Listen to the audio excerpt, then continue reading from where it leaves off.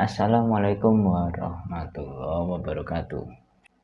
Kita bertemu lagi di channel Mas Herdep. Di sini saya akan membuat video terkait belajar Linux dari dasar. Karena setelah saya lihat ternyata konten yang membahas tentang Linux baik itu tutorial ataupun tips and trick itu lumayan rame. Jadi sekalian saja saya akan buatkan gimana sih cara belajar dari awal banget. Di video pertama ini saya akan tunjukkan cara install Linux. Instalasi ini saya akan lakukan di virtual machine dengan tools VirtualBox. Untuk ringkasan dari langkah-langkahnya kurang lebih saya akan bagi menjadi 3 bagian. Yang pertama adalah download OS Linux-nya, kemudian dilanjutkan dengan instalasi. Setelah itu kita akan update Linux-nya agar versinya menjadi versi terkini dari OS tersebut.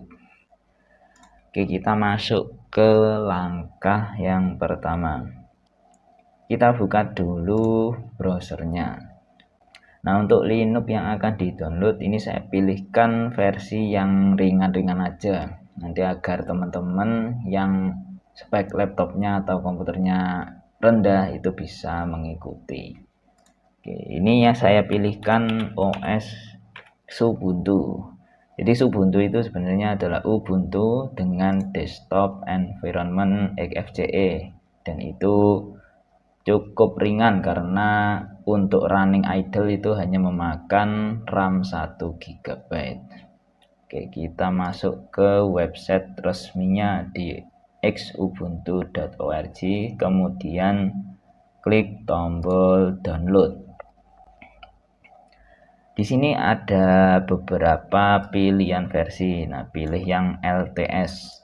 Dan untuk saat ini saya ada di versi 2204. Mungkin jika teman-teman melihat video ini di masa depan, maka versi ini tentu saja berubah.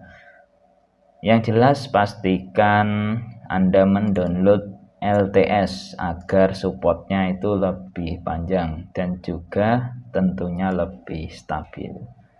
Kemudian ini untuk pilihan download ini bisa pakai torrent atau pakai mirror download. Kalau pakai torrent artinya teman-teman harus mendownload dulu aplikasi torrent, bisa pakai QBitTorrent atau BitTorrent. Kalau mirror download itu artinya teman-teman bisa langsung download melalui browser. Oke, ini saya akan contohkan untuk cara download yang menggunakan mirror. Oke, di sini saya coba pilih yang mana ya? Yang US saja ya. Oke, jadi di sini ada banyak file. Nah, teman-teman pilih yang ekstensinya itu ISO. Nah, ini untuk download memakan data sebanyak kurang lebih 3 GB. Oke, kita tentukan dulu lokasi downloadnya, kemudian klik save. Oke, ini akan memakan waktu yang cukup lama, jadi untuk video akan saya skip sampai pendownloadan ini berhasil. Oke, ini untuk download sudah selesai. Oke, kita lanjut ke tahap instalasi. Oke, di sini saya buka dulu VirtualBox-nya. Tunggu loading. Dari sini kita bisa klik new. Nah, kemudian untuk nama kita bisa isikan dengan Ubuntu atau namanya bebas saja. Ini enggak ada aturan khusus untuk penamaan. Kemudian pilih folder tempat menyimpan VM. Nah, ini saya ganti saja ke disk E agar disk C-nya itu enggak penuh. Oke, saya pilih di folder ini, select folder. Nah, ini untuk ISO image ini enggak saya pilih dulu ya, karena saya akan install secara manual, jadi enggak auto install. Kemudian tipenya ini pilih Linux, Untuk versinya itu bisa kalian pilih Ubuntu atau Ubuntu, bebas ya, tapi pilih yang 64 bit.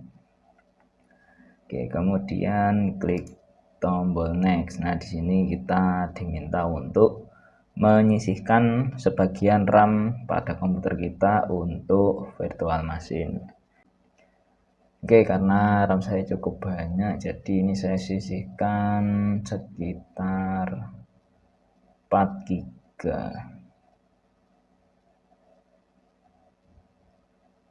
Nah, seperti ini 4096. Oke, lanjut ke prosesor. Ini juga kita set berapa maksimum CPU yang digunakan untuk eksekusi. Ini di komputer saya ini maksimumnya adalah 4 core ya. Jadi ini saya akan kasih saja 2 core. Kemudian ini untuk EV kita pilih saja agar fitur UV bisa digunakan. Kemudian klik next. Dan di sini kita diminta untuk membuat virtual hard disk. Oke, kita isikan nilai kapasitas dari virtual hard disk. Ini kalau Ubuntu itu sebenarnya cukup 8 GB, tapi tentunya nanti akan ada aplikasi lain yang juga membutuhkan storage juga. Jadi untuk amannya kita isikan 30 GB. Kemudian klik tombol next, lalu klik tombol finish.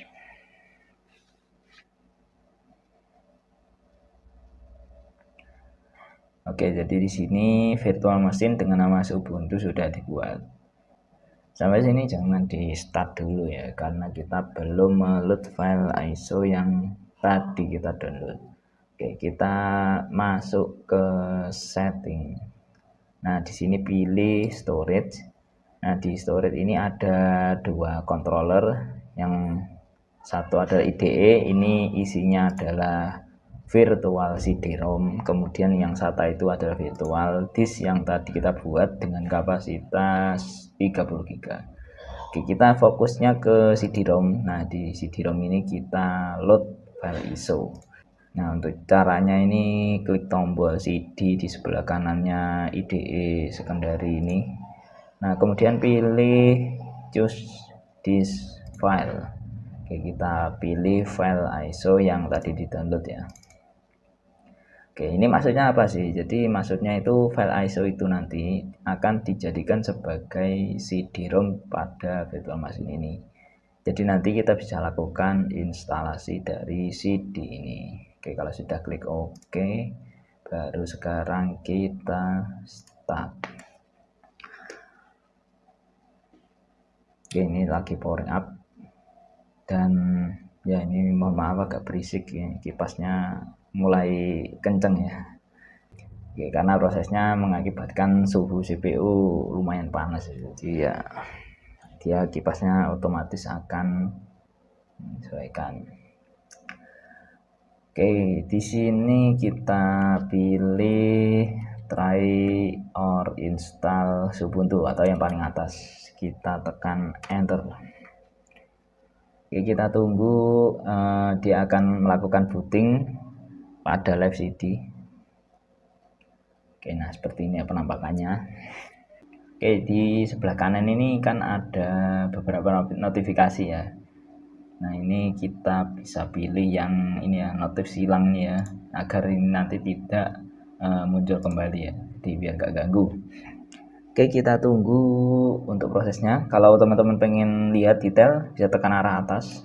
Oh sorry, sini sudah kelar ya instaannya, bootingnya. Oke, kita tunggu sampai ada menu yang bisa kita klik.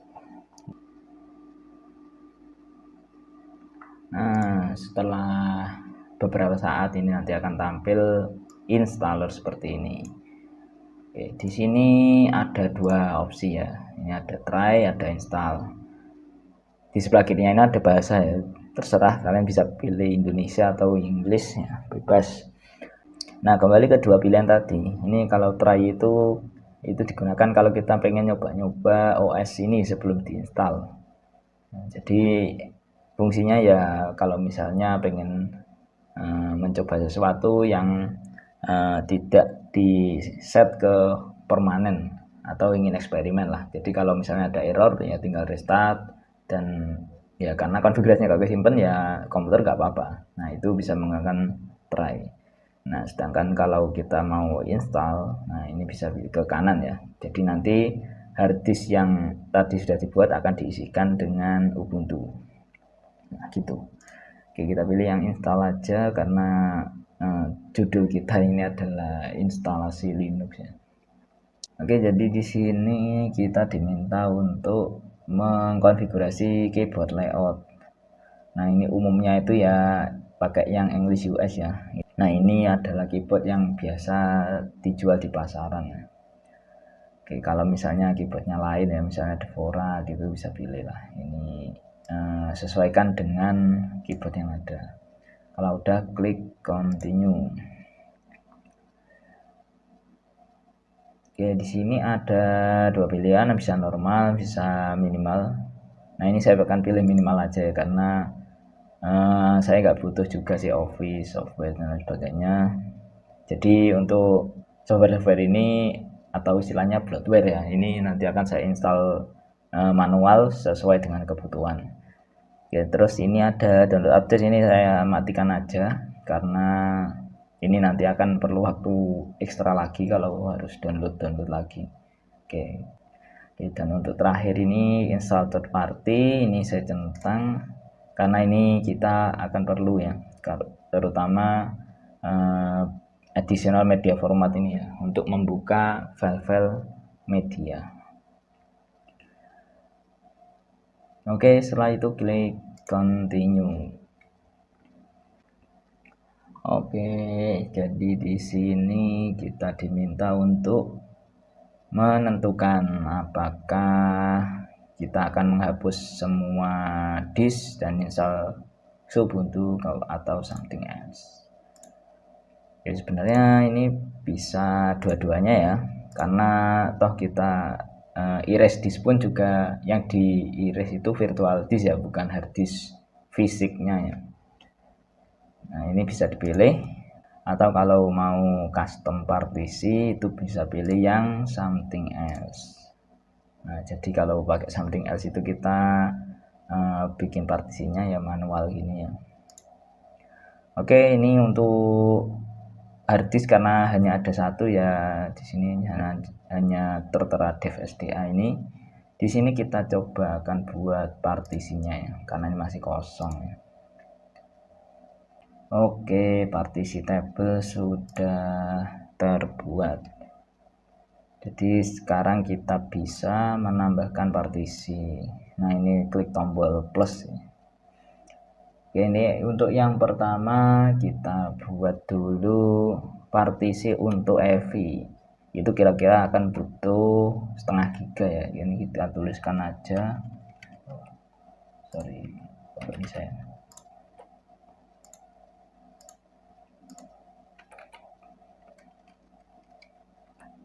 Oke, ini kita tuliskan 512 ya. Ini kok nggak bisa ini.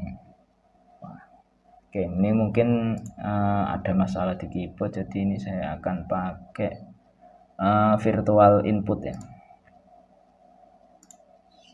Nah, kita coba tuliskan 512. Oke. Nah, ini untuk use as ini kita pilih ESP atau EV System Partition. Untuk location ini beginning atau di awal disk, kemudian tipenya adalah primary. Oke, klik OK.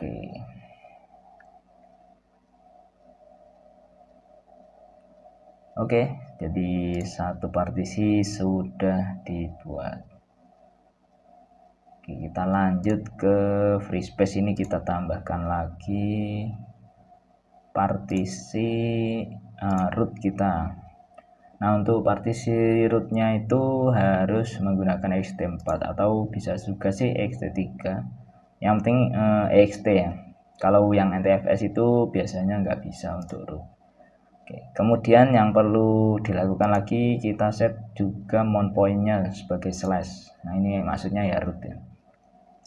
Oke, untuk size-nya ini saya gunakan sisa dari yang kosong, kemudian lokasinya juga beginning atau tepat setelah partisi terakhir atau EVI tadi. Oke, kemudian klik OK.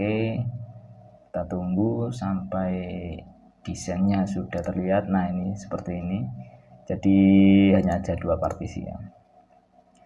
Kemudian ini untuk device bootloader ya, kita pilih yang SDA atau menyesuaikan ya. Kalau di sini itu kalian bikin partisinya di SDB ya, ini sesuaikan aja di SDB. Nah, kurang lebih seperti itu. Nah, ini kalau udah semua, nah kita install now. Oke, nanti akan ada peringatan perubahan ini tidak bisa di undo atau tidak bisa. Kalau misalnya ada perintah format ya, artinya nggak bisa di restore ya. Yes, kurang lebih seperti itu. Kalau udah yakin ya klik continue. Oke, jadi kita tunggu lagi. Nice, di sini kita pilih lokasi ya. Ini biasanya untuk setting zona waktu atau time zone lah. Oke, ini otomatis milih Jakarta ya. Tapi kalau misalnya teman-teman tidak memiliki internet, biasanya dia akan otomatis ke US ya. Dan teman-teman bisa klik aja ya di daerah sinilah. Ini kan peta Indonesia ya. Jadi klik aja daerah sini. Nah, di sini itu Jakarta. Atau kalau misalnya tidak di Jakarta ya bisa pilih lah ya, Kalimantan atau Makassar atau mana lah. Ya, intinya sesuaikan aja. So, ya udah, kalau udah klik continue aja. Nah, ini untuk yang tahap terakhir, kita input ya, informasi dari komputer. Oke, yang paling awal ini nama akun. Oke, ini keyboardnya mati lagi. Oke, karena keyboardnya ini entah kenapa nggak bisa masuk ya, nggak apa-apa lah, kita pakai virtual keyboard. Nah, seperti ini. Terus ini ada komputer name, ini bebas ya sebenarnya. Nah, untuk komputer name ini nanti akan digunakan sebagai pengenal ketika terkoneksi ke network. Oke. Nah, ini contohnya ya gini aja lah. Oke. Kemudian ini username. Nah, ini nanti akan dipakai ketika akan login. Nah, ini bebas ya. Jadi, tapi ini ada aturannya sih. Jadi nggak boleh ada spasi yang jelas dan ya sesuai dengan kaidah username pada umumnya lah ya. Oke, kemudian terakhir kita wajib juga kasih password. Oke, ini kasih password yang mudah-mudah aja ya, karena keyboard saya bisa dilihat, jadi nggak mungkin juga kasih password yang sama dengan akun lain misalnya. Oke, kalau udah, ini untuk cara untuk login saya pilih yang require password aja ya, agar lebih secure. Jadi ketika komputer dinyalakan dia akan minta password dulu. Oke, dan kalau sudah ya klik continue. Dan untuk tahap instalasi oh, ada sesuatu nih, username admin tidak boleh dipakai. Oke, jadi mungkin kita kasih apa ya, Mas Raja kali ya. Nah, oke, kita coba ya. Nah, bisa. Jadi sampai di sini konfigurasi sudah selesai, dan sekarang kita tinggal nunggu instalasi ini selesai. Dan ini mohon maaf ini agak lama sih, karena saya installnya di harddisk. Jadi untuk mempersingkat waktu ini saya skip aja. sampai setelah instalasi berhasil. Oke guys, ini udah kelar. Ini kalau saya lihat tadi itu ada proses update ya, jadi meskipun tadi udah aku matiin ya tetap aja sih kalau connect internet update juga. Oke, kalau udah selesai nanti tampilan seperti ini ya, ada installation komplit, kemudian kita diminta untuk restart. Oke, nah ini diklik kok nggak bisa nih.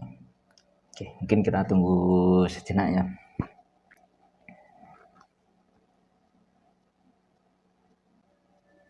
Oke, jadi karena ini kelamaan ya, ini aku force restart aja.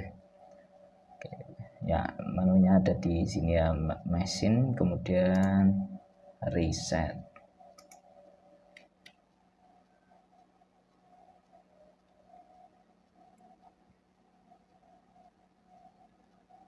Oke.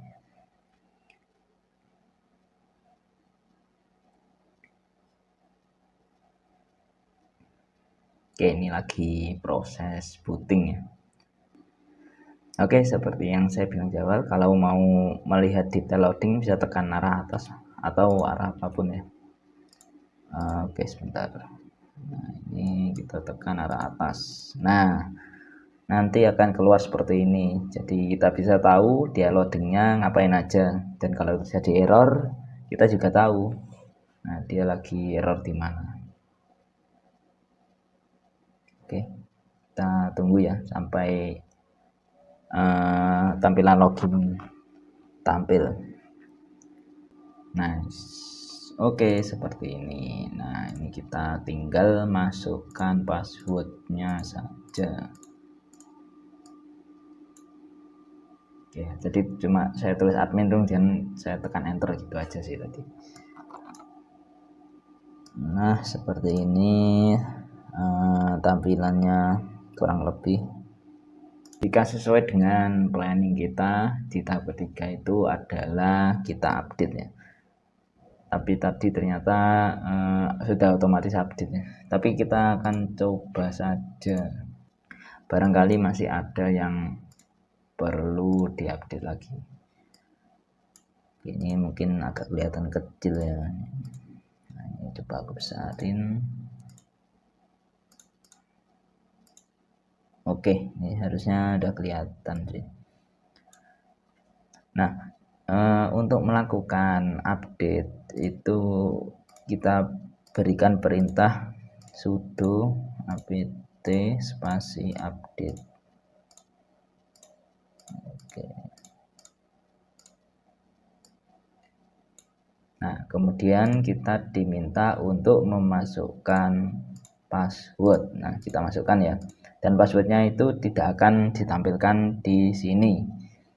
Nah, jadi seakan-akan ini diam aja ya. Tapi itu sebenarnya passwordnya adalah masuk. Nah, kemudian kita tekan enter. Oh ya, tadi hampir lupa tidak saya jelasin ya. Jadi untuk membuka command line ini bisa ke sini pojok, kemudian kita klik terminal emulator.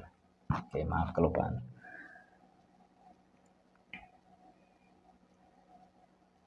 Nah, ternyata kita masih perlu update juga ya, meskipun tadi sudah update ya. Karena di sini itu tertulis 117 package can be upgraded gitu ya.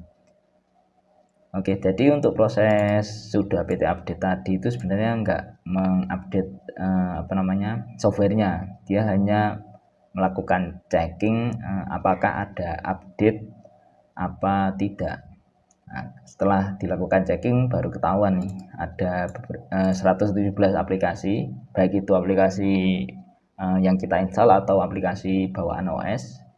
Nah, itu perlu di upgrade.